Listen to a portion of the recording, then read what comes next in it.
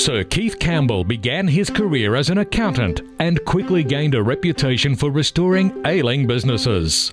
Over the next 35 years, he used those unique skills to recommend a blueprint for an efficient Australian financial system.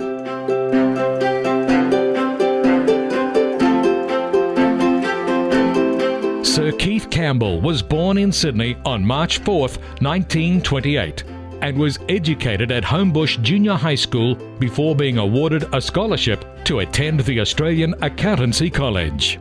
I think that some of his entrepreneurial flair came from his mother. He knew that if he was going to get somewhere, there was only one way that was going to happen, and that was through hard work. After working for Retty and Vickery, he joined accounting firm DM Dixon & Co., becoming a junior partner at age 24. He was the auditor for home building business Thomas Homes, which was later acquired by LJ Hooker Investment Corporation Limited. When Hookers teetered on the brink of bankruptcy following the 1960 credit squeeze, Sir Keith restructured the complex real estate and development business and was appointed its chief general manager in 1963 and chairman in 1974. During his time in charge of Hookers, the company consisted of real estate, hotels, pastoral interests, retail and industrial developments, and jewellery businesses. He had amazing contacts with US banks, and the banks actually lent money to Hooker on the basis that Sir Keith Campbell would always remain as the CEO. I think he inspired people with confidence, but there were things behind that confidence, because it's one thing to appear confident and another thing to actually, have some substance behind that. However, Sir Keith's most lasting contribution came when he was appointed in 1979 to chair a committee of inquiry into the Australian financial system. I selected him for that leadership of the financial inquiry because on the Economic Advisory Committee, which I attended as a junior minister in the Fraser Government, he always impressed me as having a combination of a deep understanding of the financial system, but also he brought a very practical approach to the interrelationship of finance, property ownership and everyday life. What the media termed the Campbell Inquiry soon became a catchphrase for economic reform. The lengthy submissions process provoked substantial debate about the antiquated Australian financial system, and the deregulatory recommendations contained in its 838-page report became a touchstone for politicians and regulators. These included removal of direct interest rate and exchange controls, floating of the dollar, granting of licences to foreign banks, and removal of lending and deposit-taking restrictions.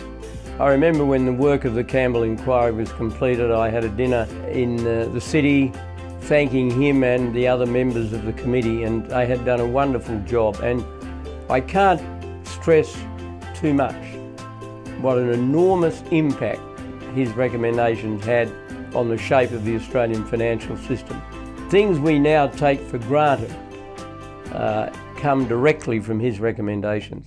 The Institute of Chartered Accountants in Australia, of which Sir Keith became a fellow in 1955, awarded him the inaugural Chartered Accountant of the Year in 1983. He was appointed CBE in 1972 and knighted in 1982. We both spoke at the National Economic Summit shortly before he died, so we were among the so-called business leaders invited to that summit. We were knighted on the same day in Canberra by the then Governor-General Sir Ninian Stephen. He had a very high reputation. He was a towering figure in business. Sir Keith Campbell had been appointed to numerous educational, charitable and government bodies. He was also chairman of the Council of the Science Foundation for Physics at the University of Sydney, chairman of the Eastern Suburbs Railway Board of Review, and a member of the Committee of Inquiry into the Cost of Housing in New South Wales. He supported the Salvation Army and was a foundation director and chairman of the board of the Shepherd Centre for Deaf Children. He had an involvement through his Hooker connection with Bruce Shepherd, who married Annette Hooker, and they had 2 deaf children. and Bruce and my father became good friends. It was a natural thing for my father to then help Bruce in any way he could when they wanted to establish the Shepherd Centre. In April 1983, Sir Keith participated in Prime Minister Hawke's National Economic Summit, urging that unemployment and inflation must be addressed simultaneously. Sadly, his heavy workload took a toll on his health, and Sir Keith died of heart disease on the 16th of April 1983 at Concord. It was said in the Sydney Morning Herald at the time of his passing, Sir Keith Campbell was the epitome of the old adage, "If you want to get something done, give it to a busy man." Few have left such a profound impression on the business landscape.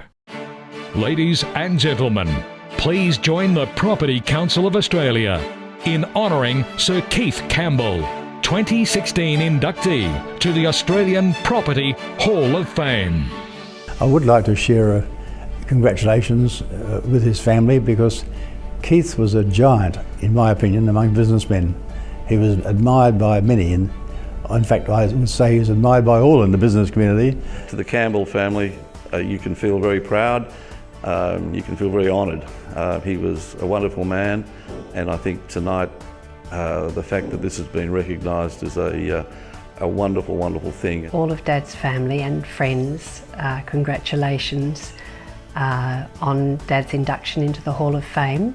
Well, congratulations to the family of the late Keith Campbell.